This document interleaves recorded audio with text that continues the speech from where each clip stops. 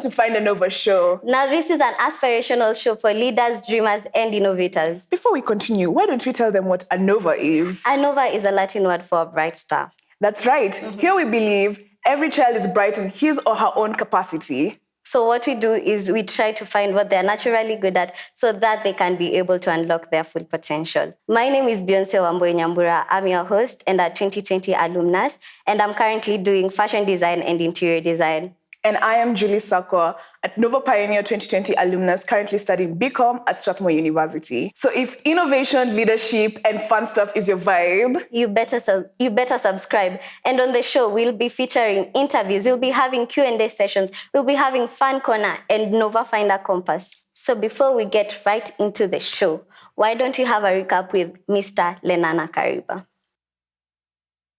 If you're, let's say for acting, remember I told you I got my first audition. When I auditioned, I got my first role.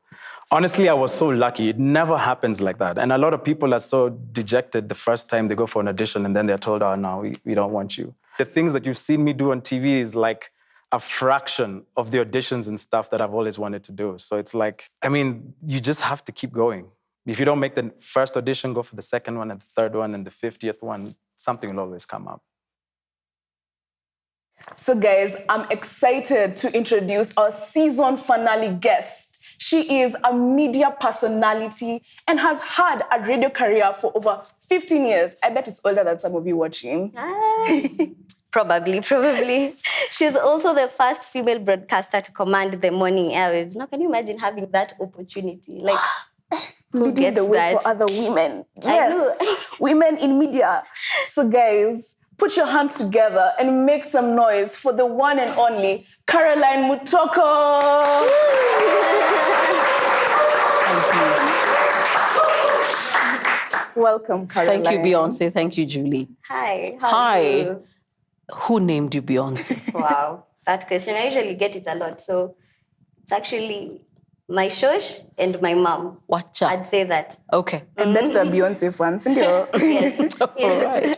Fantastic. Wow. Thank you for having me. Yeah, I didn't realize I was your season finale. Oh, you are. I hope I make you proud. You're special. Yes. Okay. Yes. So let's kick it off. Who is Caroline Mutoko? Oh, gosh, that's not been asked that way. I'm a Nova, without a doubt. Wow. Yeah. And actually, this year, very clear that I need to get into my supernova status. Yeah? Yeah. I have a feeling the way you nodded, you're very clear what a supernova is. Yeah. Okay. She'll explain to you. I won't bother. I'm a mother of two amazing people. Yeah. No. I was sitting and thinking about my son. He's 4 years old, but he's like two boys in one. A daughter, a friend, a work in progress. And I'm loving this particular season of my life. I really am. Oh, yeah. Really amazing. So we'd also want to know about your background, like where you grew up from, how was it, those basic things. For the better part of my life, I grew up in South B, but we started off on Valley Road, where the Greek Orthodox church is. If you walk like 5 minutes down the road, I grew up there, right opposite Loreto Common Valley Road, which is where I went to school. And then we moved to South B. I must have been about 9, 10. And that's where I lived and grew until I left home. So South B is home. South B is home. Yeah. I think I lived actually near that area right now. That's residence. Really? Yeah. Golden Gate, Plainsview, Balozi, where? Balozi. Oh, you're far, far from my mother's house. But yes. Yeah. So as you were growing up, what did little Caroline want to be when she grew up? Oh gosh, this is such a strange thing because it comes full circle. You have children and people ask them that, and once in a while you ask them that.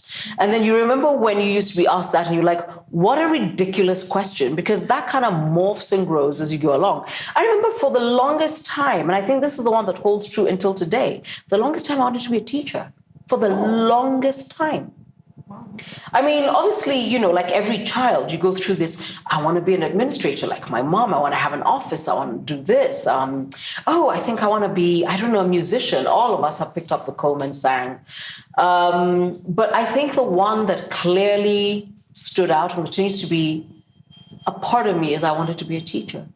So while you were in high school, you growing up knowing that you want to be a teacher, of course you molded whatever you want to be. You started doing it in primary school and high school, I'm assuming. Did you ever have any nicknames based on what you wanted to do? Wow. Gosh, you got some good questions. I don't do interviews. Yes, because of course I can't stand vacuous questions. Yours are awesome. Actually, when I think about being in primary school, being in high school, there was really nothing that said I had to be something, okay? What I think I loved about the education system that my parents got for me is that it allowed me to be able to morph, okay? So you could want to be this today, want to be an Olympic swimmer tomorrow. I swam throughout high school, actually throughout school. I remember there was a time my shoulders were like this. And my father used to say, sit up straight, mama, sit up straight. Tennis player. Because yes, you're right, we pick off our environment. But at no point did I think it was set in stone. Now that I think about it. And I think it is a reason I consistently reinvent myself, because I believe I can, and so I do. And so I do. That's powerful. So yes, there's wanting to be a teacher, there's wanting to be, and then there was no nickname. So this is the thing about nicknames. I was always known by my surname. Because in school alone, I went to the same school for 12 years, from standard 1 to 4th form. There must have been at least 6 Carolines in my class. There was Caroline Atieno, Caroline Magiri, Caroline Waweru, Caroline Makoha. There was myself, and I know there was another. So we all were known by our last names. Like Carol Magiri was always called Magiri, and I was called Mutoko, because how do you differentiate? Yeah. And then when I went to the University of Nairobi, I was also known by my last name, because that's how we all know. So I was Mutoko CN. So then the only one I remember, and I know it didn't stick around for long, is that I used to be called the Walalo. And yes, and because I was really skinny in high school. I know, you can't believe it. And this is the truth. Also, the texture of my hair was very much that. And then I had high cheekbones. Do I still have them? I don't know. But yes, so for a little while there, I was the Walalo. It's fascinating to hear like the way you still remember some of your classmates' name. Like, I mean, some of us over here, we finished Juzi, but we're like, really? Those ones, yeah? Yeah. But maybe it's because I knew them. I mean, 12 years is That's a lifetime. long time. It's a lifetime, yes. Yeah. I think so. Given that you had such a large, variety of things you were doing in high school, swimming, tennis, what brought you to the radio industry? What brought you to end up in radio? You know what? That's chance. And I say this being very cognizant of the fact that I'm one of the people who maintains that destiny's choice, not chance. And I know a lot of people take this line and they run with it and they say it, but radio chose me. I didn't choose it. And I can tell you about the choice. I remember distinctly the first time I heard Phil Matthews on Capital. I was in a number 11 Matatu when I was heading to town. It was a Saturday afternoon. And he was doing like test transmission. And he was doing a traffic update, and he was talking about Uhuru Highway and literally telling everybody, go back, don't even go there. And I remember laughing and thinking, how cool is that? Because radio didn't sound like that when I grew up, And then there's this guy who's literally make everybody laugh, and he's acting like he can see what we're stuck in. And I think my spirit said, that's the one. That's the one. Yeah. So my question is, in one word, I'd like you to describe your first, let's say, your first contact with your career before you became now the big Caroline Mutoko. My first contact with, I love this. It's like an examination question in one word. Describe, explain. One word? Yeah. It was yeah. It was yeah. Okay. So I'm guessing it flowed well. It did. And I when I have a chance to do a career day in a high school, I always say, if you do nothing else throughout your life, go where your energy naturally flows. Sometimes it's very hard. Everybody tells you should. Yeah. But you already know where you've got a proper tempo and a beat and a rhythm. And that's where you go. Go there. Yeah. Go there. When you got into radio and when you're going through most of your career, what are the biggest life lessons you learned? I think the first one was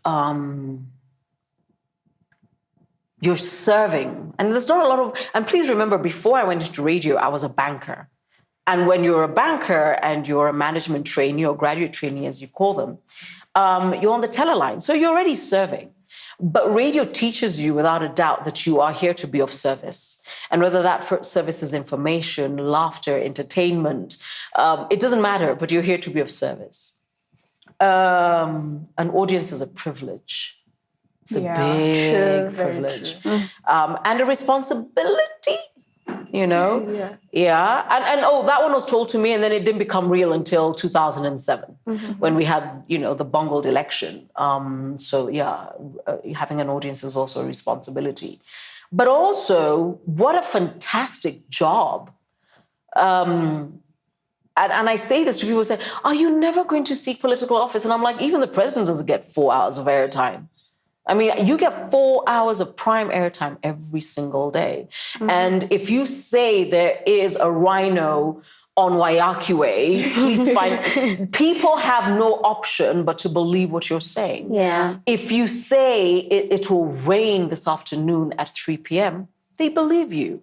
If you say, on Wednesday, I have got, and this was before YouTube for the two of you, I'll be playing the brand new one from Shaggy. Wow. They wait. Wow. They wait. Because I'm going to drop the hit. None of this Beyonce 2 in the morning dropping a whole album. So, what a fantastic job to have. And get into the studio at 5 in and turning on the screen and seeing the SMSs coming in because people are waiting for you. Wow. That is still surreal. Still surreal to this day. Yeah. Yeah. I think it's shocking how many people would tune in and follow you. I think it really shows you how much of a responsibility you have to the people. Can we hire you? You're right. I think you take the numbers of who's listening for granted because after a while, you can't keep telling yourself it's 9 million, it's 10 million, it's 11 million. That just doesn't compute in your head. But understanding that if something happens after you finish your show at 10 in, there are people who are waiting the next day for your commentary, for your opinion, or for you to give them a chance to comment on it. Yeah. I mean, so literally they go to sleep saying, kesho asubuhi, nikiamuka. And of course, they're the ones who are like, lazima nionge na kaaro. All right, not a problem. Yeah. But that's quite, it's humbling. It's exciting. I'm not going to be pretentious, but it was also very humbling. Yeah. So I'm thinking about you being the first leading female, broadcaster and everything. So how would you say that your career shaped you to become the person that you are currently? You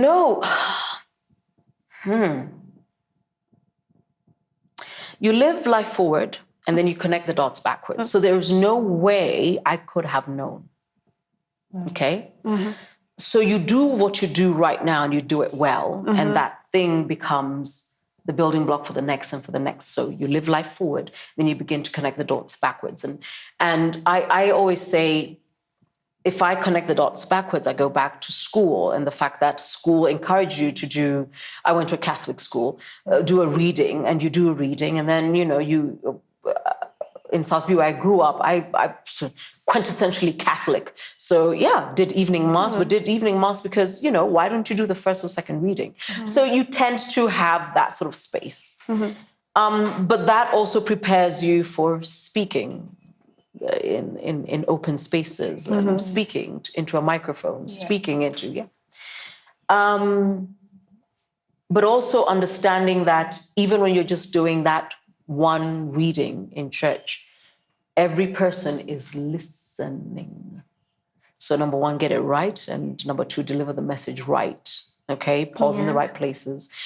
Stop at the full stop. Yeah. Because that same skill, shock on you, is the same one you have to have on radio because you're a disembodied voice. Yeah. So even when you are excited, it's your voice that does it because they can't see you. Yeah. You know? Yes. So there's a lot of things in there that constantly remind you what to do. Something else I've also said about my own career in my life is that I was a private school student who had a public university education. And I still think the absolute chemistry and alchemy of that created who I was. I don't believe I'd have had the radio career I did if I didn't go to a public university, because that immersion is also totally different. It does not look like private school at all in any form, shape, or manner. But when those two worlds come together, they create this. And I think it's pretty awesome. I think it's pretty awesome. I think it's pretty awesome and it's nice. Yes. What educational opportunities would you wish to aid children from today, people even watching at home right now? Wow. Do you know there isn't enough airtime for me to talk about education? Yeah. It's passion. It drives me a little crazy. But also it is the thing. I mean, if you know anything about me, you know that something for me to just tell people. I have an amazing deal with Longhorn Publishers. They gave me a 60% discount on all storybooks I buy for schools ages ago. Thank you, FT Nyamu. And I still, it's one of those things I do, books. Yeah. So books is a big thing. I still sponsor 30 kids to school. Wow. I really am trying to get up that number to 100. That's good work. Don't clap for me yet. I'm supposed to have grown that number to 100 about 10 years ago. And then I became a mother and then I said, wait, okay? Because now school fees came along. So education is a big thing for me because I still don't believe I would be who I am today if I didn't have the foundation I had. Yes. Okay? There is, and I call it software. Have you ever heard me talk about it? You input software and then it calls itself up when it's ready. Yeah. It's like a little file. And then when you call it up, it's like, I know where that is, you know? Yeah. And for me, I still think education is the biggest experiment done on young people around the world ever. And this sort of education formal. But for the same reason that there is an overload of information in the world, there is a need now to begin to funnel down on what information matters and what sort of information is relevant. And my pet peeve, can lose my mind, is that I believe there's three things missing. And the only people who can fix it are parents, captains of industry, anybody who's working, who's in the workspace, and definitely the custodians of education, teachers. And here's the truth, that none of us are willing to ask ourselves, what is the future of work, not employment, of work, 5 years and 10 years for today? And if we can answer that question, then what is the future of education? And the question is, are we giving our children, our students, what they truly need to thrive in 5 years? Not today. I could be in trouble for saying this, but you know, what you're teaching a young person today at the university level, at a high school level, at a college level, does it equip them into the world they'll graduate into, or are you equipping them for the world that is today? Because if it equips them for the world that is today, it's a waste of time. And this is where I'm going to get into trouble. It's a waste of time. Because if you take time and you look back, there are jobs that exist today that did not exist 5 years ago, 10 years ago. What was a social media manager 10 years ago? What's that? And I still say this in any forum I can. Today, the toughest job to fill is a proper social media manager. Proper. Not a person who plays on IG. No. Don't tell me, I have a page I post every day. No. Do you understand the algorithm? Do you understand why certain items get shared more than others? Do you understand why video content at a certain size has more eyeballs than others? But Don't get me started. But I believe there is a need to have a conversation about the future of work, and in that respect, the future of education. And I don't believe it looks like what I went through. And here's the shocker, what both of you went through. You're both in college now. Yes. Yeah. But my daughter is 11. No way. If whatever it is you're studying will still be available by the time she's 18, that institution is dead. Yeah. Okay. Do you have time for me to give you a small example? It's okay. Go ahead. My 4-year-old son talks to Google in a way that makes me want to uninstall YouTube. Now, I don't know that you know this. YouTube comes pre-installed in a lot of devices today. Yeah. You can deactivate it, but you cannot uninstall it. I love you. I love that you know that. Yeah. Of the 3 AIs that we can speak to, Siri, Alexa, and Google, I think Google understands children better. I think so too. I feel like it understands children better because they know the words. They're very... So the AI is working overtime to understand the true digital natives, my 4-year-old son. When I caught him, I didn't know he could do this. When I caught him asking Google for something, I was like, how are you going to learn how to spell if you can ask Google? But then the other question is, why should he? And it's a scary space. It's like looking into the great abyss. And understanding that he understands how that world works. And he can do voice commands for anything, and the AI understands him. He's 4. If you tell me there's a university that will accept him with the same curriculum that exists today, I will tell you today to shut down that institution, because either way, it is dead. And before I get you into trouble, I think I'll stop.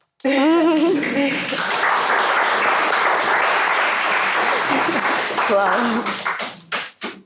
I think what you said was very important because as a Nova graduate, alumnus, I realized they equipped us with the futuristic skills. There you go. Innovation, leadership, something that not many schools were able to offer at the time, especially when I was entering high school.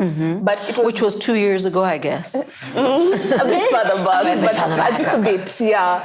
But I think it was really important for them to nurture everyone's talent. You're accepted as you are. If you're like someone who speaks, go MC for church or something like that. Yes. If you're a footballer, don't lock yourself in class. Go try out new things. You're given so many opportunities. And I think that is very important in the educational sector today. Yes. Yeah, because futuristic skills are needed to be taught today, not in the future. Not in the future. Yes. And I love that you're saying that because, I mean, God bless Loreto Convent Valley Road, but you could tell that we were being equipped then for what we can do, not what we should do. Okay? So, you know, you come out of a school setting like Nova, and everybody thinks, well, you're strange. Well, actually, you're not. You're just unconventional because you weren't, they didn't insist that you color inside the lines. You can color outside the lines. Yeah? We can take a break. Somebody's talking to you. No, they're good. Oh, yeah? Yeah. Okay, great. So you don't have to color inside the lines. And I don't know that I'm allowed to say this. I've always been fascinated by Nova. Fascinated. And I don't want you thinking I'm saying this just because my relationship manager, hi Nelly, her son came here. So I remember when I was looking for a school for my nephew, who is already 18, she said, you've got to try Nova. It's different, but it creates an amazing person for tomorrow. Because it's very easy to say, mtoto ameitwa wapi, mnaenda form 1 wapi, and I have nothing against that. But for me, I need to know I'm equipping you for the world you will grow into. And I'm not saying the world will not need doctors, but then the AI being developed today can do the diagnostics for a disease 300 different ways in probably 5 minutes. True. So what's my doctor gonna do? If the AI that is right now collating all legal cases and law worldwide is able to do what it is purported to be able to do, my lawyer has to find something else to do because I will find the case. It will be available to me. Yeah. Its arguments across the world and its applications will be available. The clauses will be available. So my lawyer's job will now be to interpret that uniquely to my situation. Yeah. So when I say I get a little crazy, when I'm like, guys, we need to sit together and talk about this. Yes. And everybody's like, you worry too much. I'm like, no, actually, it is here. Actually, I had a lecturer who used to say, this wonderful woman from UCLA, Professor Anderson, she says, the future is already here. It's just not evenly distributed. Okay?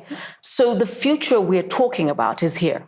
Whether it's sitting in Brussels, it's sitting in Tokyo, it's sitting in London, it's sitting in New York. It's here. It just hasn't arrived, but it's here. So we need to start having a truly global conversation about the future of work as pertains to Kenya, to East Africa, to Africa, and what our education today is going to do to prepare our people for that. You can't wish the future away, by the way, but it's coming. As much as you It's coming. Inakuja haraka. Yes, yes. So talking about education and everything, I've heard you talk and you've talked about things in your past, and I'm wondering what's one memory or many memories that you may have in your high school and you'd like want to share with us? Maybe fun. Wow. I mean, I love school. And I think, if you follow me on social media, you probably heard me say a couple of weeks ago, I want to go back to school. And I do. I can feel a certain lethargy in myself, and I know that I get energized when I'm around other people, and especially we're learning.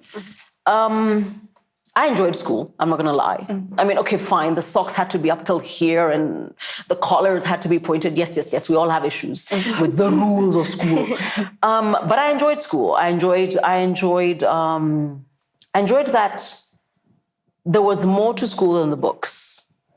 And even when it came to the books, I mean, this is the interesting thing about coming out of school into the real world. You meet people and they keep telling you, this is what we read. And you're like, you didn't read Watership Down? You didn't read the Chronicles of Narnia? You didn't read The Merchant of Venice? I mean, I loved books. So I enjoyed that. I enjoyed Sister Maureen, who, really, she was terrible to us. But how wonderful was she at the same time? Every time you try to say, and all students say this, my book got lost. She would say I. You have to say it properly. I lost my book. Your book didn't lose itself. Yes. And also, when we're running from one class to another, she'd be like, walk. Wow. Ladies don't scattle. Running around, stop it. So I remember that, and I'll still laugh because even when I'm crossing the road, I will not scattle. I'm sorry. You all need to pump your brakes a little. Sister Candice, who said, only your best is good enough. But all that is asked of you is your best. Not Julie's best, not Beyonce's best, yours. And if your best is a B, your best is a C, so be it. I loved school. I can't lie. I loved the University of Nairobi as well. I was like, wait. Because I've said this before, if you're from Nairobi and you go to the University of Nairobi, you make up 0.000000001% of the population. True. Yeah. Because the University of Nairobi is a true academic melting pot. Actually, if a national university, KU, that especially in this city, everybody else comes in. If you're of this city for the first time, you are a minority, a distant minority. And that in itself is wonderful because for the first time, your brain has to process different thinkers and ways. Because 12 years in one learning institution, I would only process things one way. Yeah. I think that's very important. Caroline, I see you're very passionate about the future of education and how what we're doing needs to change or more needs to be done. Yes. Are you currently working on any projects currently? Oh, wow. I'm working on projects, but in that space, I think I got slightly exhausted. You know, you can become a lone voice for a while. And I think one of the things I've learned over time is that sometimes I'm too early. And I have to be willing to pump my brakes and then it will come. I am open to any school that asks me to be in that space. There's a time my openness was, I'll come to career day. I'm like, no, leave the kids alone. I ain't talk to you people who run this place. I'm very open to that. What am I working on? I'm working on ensuring that I can use my platforms to once again profile and showcase success in unconventional careers. Because until that success is clear, and it takes a while to tell that story, we will continue to have parents, because you only know what you know, who want to know, did you get 10 A's? And did, you know, are you, watu wa TV wakikuja wakuulize, lazima useme you want to be a doctor, a pilot, and pilots also need passengers, trust me. Airlines can't run without us. And unless we consistently profile unconventional success, mine included, then it continues to be the same narrative. And if the narrative remains the same, there's no need to change the education curriculum. But if the education curriculum does not change, we will not be able to cope in the new world. The Industrial Revolution is real. And for the audience sitting here, so is the metaverse. Zuckerberg isn't crazy when he calls Facebook Meta. Yeah. The metaverse is here. It is. My feed doesn't look like yours, doesn't look like yours, doesn't look like yours. If you pick up my phone, you'll be like, what is it she reads? And it's because my universe, your universe, yours are different, and yet they exist on the same continuum.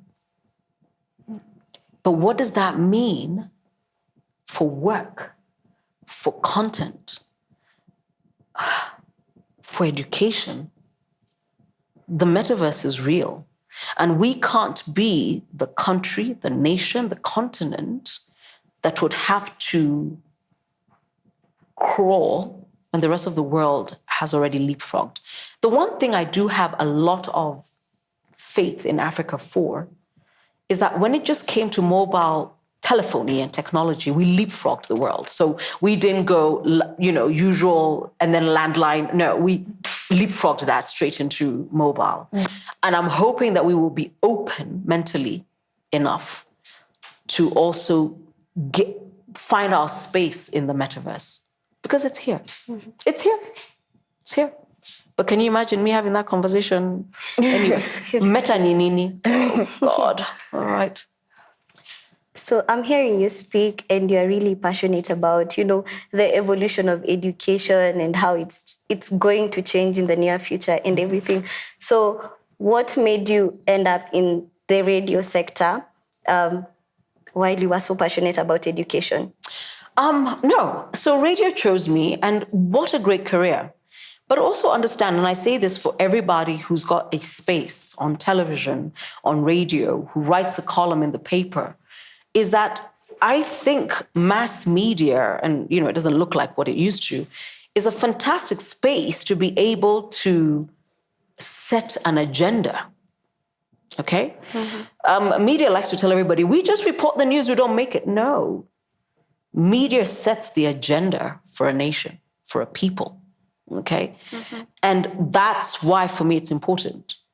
I mean, if I was on air today, man, I mean, even Makwaha would tell me, okay, you know what?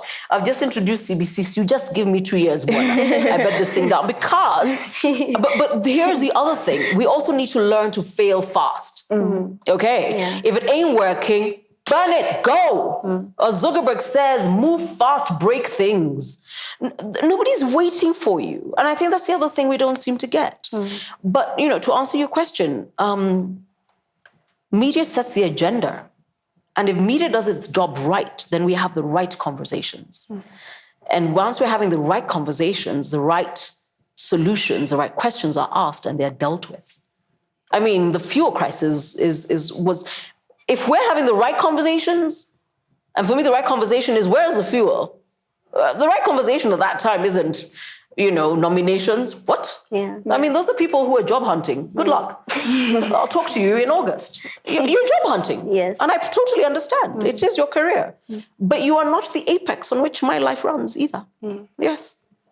I think it's important that we celebrate failure, because in today's society, you see people just like, oh man, I failed. No, it's a good thing you failed because you're learning from it. Now you know what not to do. Yeah. Now you know how to do it better. Now you know how to do it faster. Now you know how to do it differently. Failure is brilliant, but fail fast. Yeah. Yeah, don't fall slowly. I mean, fail fast. Then you get up quickly also. Yeah. Remember the quote we used to say in Anova, failure is a stepping stone to success. It is. Yeah. It is. Yeah. Oh, once you know why it didn't work and you actually take it as a lesson, man, you know how to do it better, faster, cleaner, cheaper. Yeah. Yeah.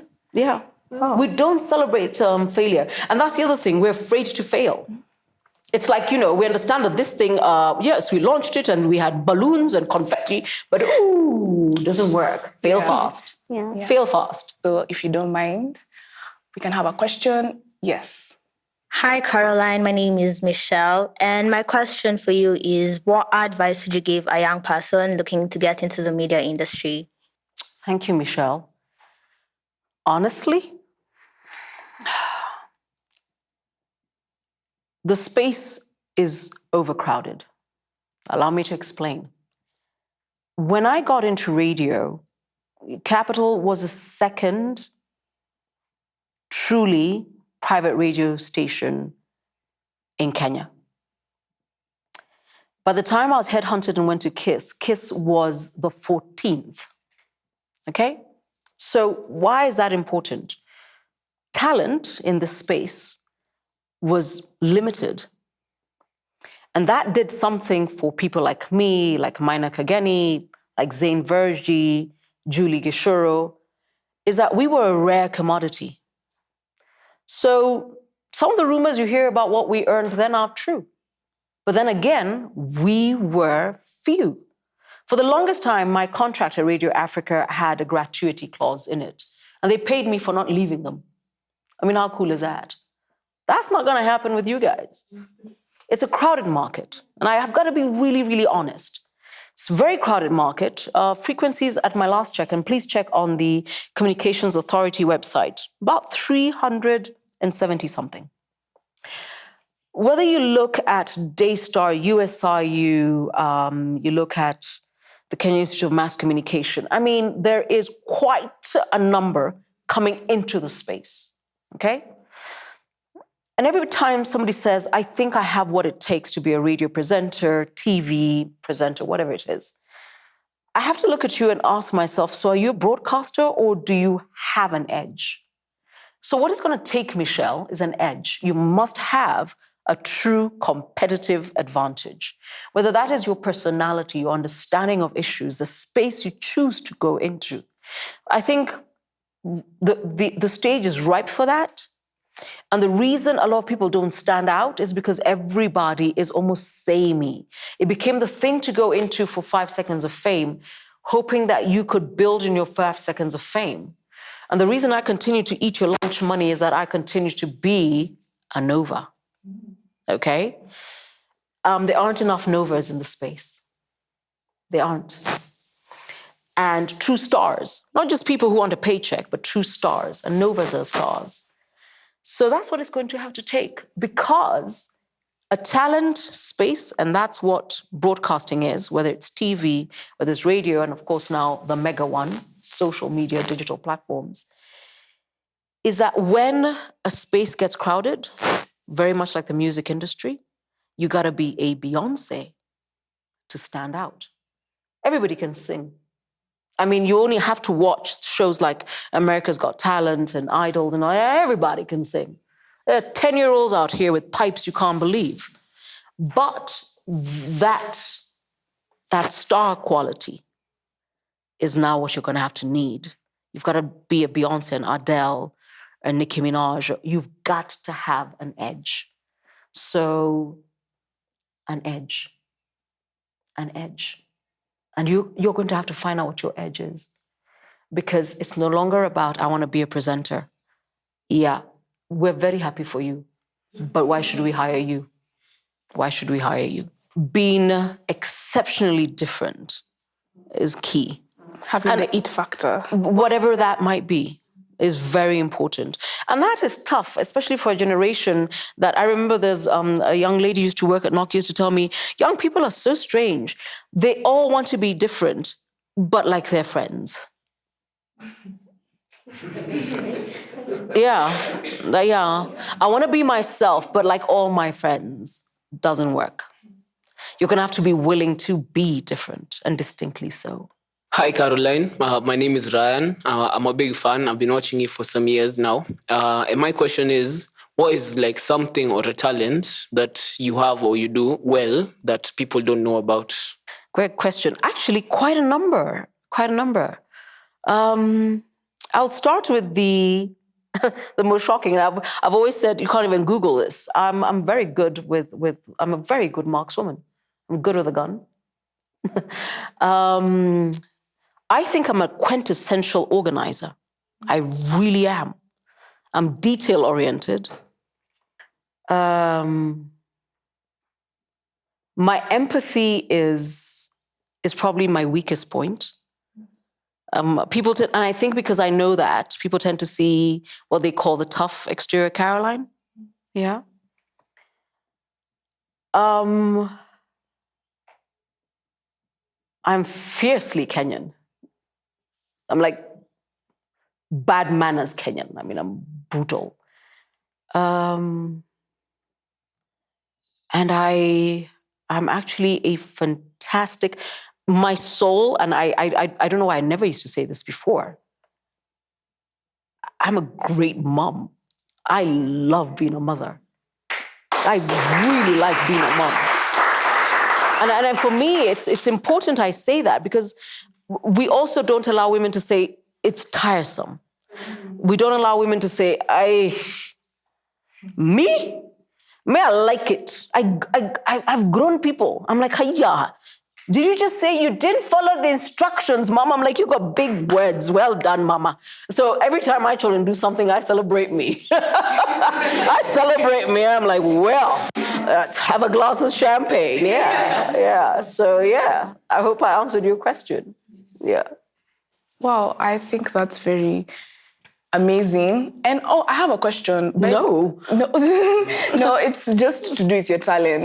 Since you say you're very organized. Have you ever tried event planning? I think it could be something. I have a fantastic event planner. I never ever got into her space. I think she would cap me, to just come for my kneecaps and finish me. But no, I'm organized, I'm detail-oriented, but I'm not the person who gets into the doing. Yeah. But if you want to see what it looks like in structure, oh wow, I'm your person. Ask anybody who's ever told me, Caroline, I'm seeing an event I start with, okay, have we timed it backwards? I'm that person. They're like, what's she talking about? I'm like, no, we want to finish at 9:30, so can we time it backwards? What time do we start? How much is everybody speaking? Good. Do you understand you can't keep your audience longer than an hour and a half? Why? Because they have things to do. They get bored. Yeah, so there are people who are like, hey, Karakona story mob, let's not hire her. But I am very, very detail-oriented, and I will always start with the end in mind. Always. And I think it works. And I also got it from working with this amazing lady at Safaricom called Zahida. She's like me. The two of us can't be in one space. Would drive each other crazy. I think we all have friends like that. Yeah. Yes. Yes. Yeah. Beyonce, I hope you don't have a question for me. Oh no, I'm trying to really internalize what you've said, and I'm really getting to know you, and it's hitting me like you're all this, and it's really good. So I'd really want to know, how do you balance being a mom and doing every other thing? Is it overwhelming? Is it challenging? How is it? Okay, so first and foremost, because it's you, I'll answer that question. I never answer that question. I find it annoying because CEOs don't get asked, male CEOs don't get asked that, and they're fathers. I've always known what I want, and I think this is very important. And because I'm speaking to a younger audience, I think it's very important, as Auntie Caroline, I say this. If parenthood is not in your plans, it's not something you can see yourself do, you have my permission to say no to it. First and foremost, I think the reason there is this idea about how draining it is that for a lot of people, it wasn't a choice. You had to, okay? And for a lot of women, okay? You have to check that box. So I have to honor that. And if I honor that, I have to answer your question. But normally I don't answer that question. I think it is important that as you enter your season of motherhood, you're very clear it is a new season, but it is a season, okay? It is a season. I think for me, bless the women in my lives, they told me that. So I understood that there's some stuff I had to put away, because if you try and carry all your baggage from your last season into this season of motherhood, you're going to go crazy. And while you're at it, you'll drive everybody else crazy. And then my clarity in the things that matter for me really helps me work that out. And if you've heard me say this before, forgive me, but I have to say it again. For me, it's three things. I have to ask myself, every little thing that I'm putting into my day, does it make me better? Does it make me happy? Does it make me money?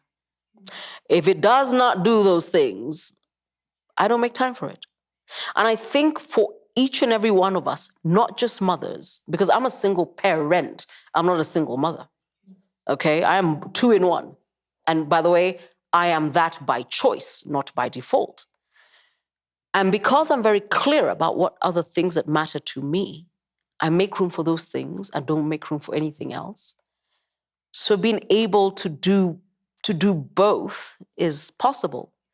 But for the two of you, and for, what did you call it?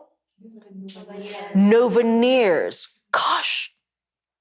Allow me to say something that was said to me probably my first day in the afternoon at Harvard Business School. Work-life balance is a myth. It's nonsense, okay? You have one life, you live it on one page. So what you do is you make choices. Finished. There's no work-life balance. So if you ever come to me and say, we'd like to talk to you about, I will not come. Because if I do come to that conversation, I will tell you exactly what I've said. First and foremost, it's nonsense, okay? You have one life. What you do is you only make room for the things that edify you in your life. Anything that doesn't add value, why would you do anything that doesn't add value anyway? I've never understood that. It's like you've got to be in every chama, choir practice, or I don't know, you're laying out chalices for... Does it add value? Because if you're going to grumble about it, it doesn't add value. So stop doing it and stop driving us nuts as you grumble about it and go and do it. Don't you hate when you have friends like that? And then they do it again. Stop it. Don't do it. So for me, it's as simple as this. Be very clear about what adds value to your life as a woman, as a person, as an individual. What adds value to your family? What adds value to your friendships? Pick those things. You will never have to tell us about work-life balance. You need to find the person who started that conversation and tell them, stop it. Really, stop it. Yes. Because you create the notion that there's work and then there is life. By and large, my work fuels my life and my life fuels my work. If my life is rubbish, I can't work. And if I don't have work that energizes me, I can't have a life. I do not get this work-life balance thing. And everybody's allowed to debate it until they go home, but that's where I stand. And if I could do this like Rihanna, and I think I'm right. Wow. So, Caroline, since you love structure so much, I would like to challenge you to a game of Jenga. I don't know, yeah? Okay. Yes. Could we get someone to give us the Jenga box? Oh. No, I already know. You already got this. Yes, I'm not cheating, but... Sorry. Oh, cool. All right. You go first. Just Go on. straighten it out. Oh, we do? You can do this.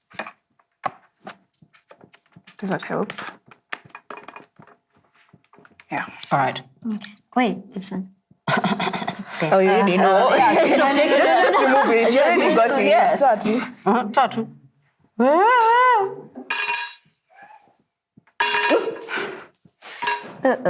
Okay.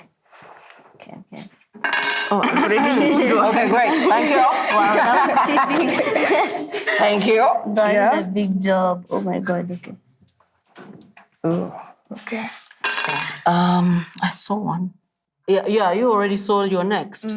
Ta-da, ta-da. Dun, ta-da. I swear this thing is coming down.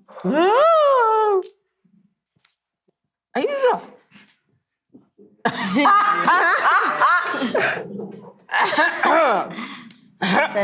just have to find a way. Are you going to remove another one?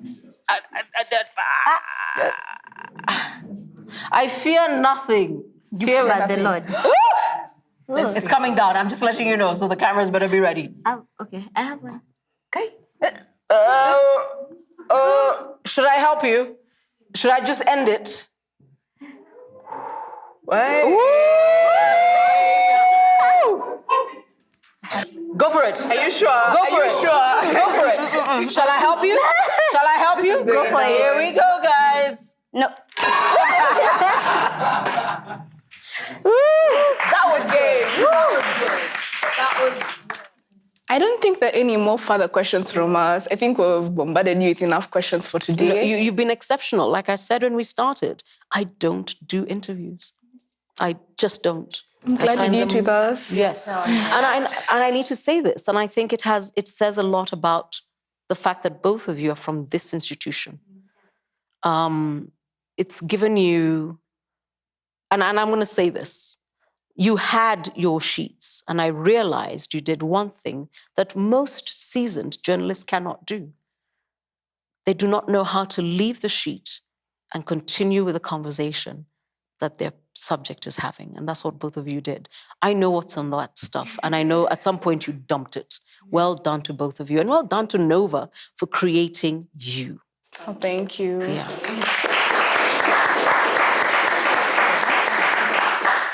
Thank you guys so much for joining us for this episode. For our season finale, I'll give it to Caroline Mutoko to wrap it up for us today. Really? Yeah. Honored. I would like, thank you for having me. Thank you for watching me. I would highly recommend that you actually watch all the other episodes on Finding Your Nova show. And beyond that, find your child's Nova. You owe it to them, if nothing else. So find your way to Nova and inquire about how you can be part of this amazing learning institution, because education is what is left when the exams are done, when the teachers are gone. It's the totality of the person you create. And I might not have interacted with more than this audience or these two amazing ladies, but if you are a sample of what Nova creates, it's good. It's good. And I think you should try it for your child.